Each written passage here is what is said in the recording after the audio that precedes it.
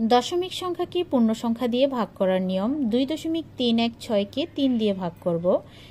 3 দিয়ে প্রথমে দশমিকের আগে যে অঙ্কটা 2 আছে এই 2কে ভাগ করব। এখন 3 থেকে কিন্তু 2 ছোট, যদি আমরা একবারও ভাগ দিই তাহলে 3 3 হবে, অর্থাৎ 2 পার হয়ে যাবে। তাই আমরা একবারও ভাগ দিতে পারবো না, অর্থাৎ 0 দিয়ে আমরা ভাগ দিব, তাহলে 3 এর 0 0। এবার আমরা 2 থেকে 0 বিয়োগ করব, তাহলে কত থাকে 2।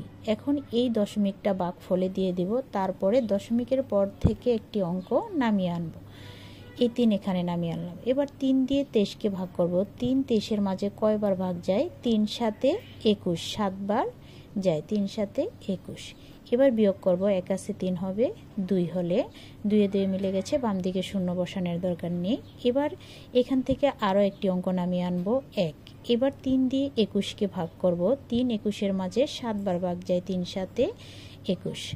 এখন আমাদের আরও একটি অঙ্ক বাকি আছে। এখন এই অঙ্কটিকে আমরা নামিয়ে আনব 6। এবার 3 দিয়ে 6কে ভাগ করব। 3 6-এর মাঝে কয়বার ভাগ যায়? 2 বার। 3 2 6। তাহলে এটার ভাগফল হচ্ছে কত? 0.772।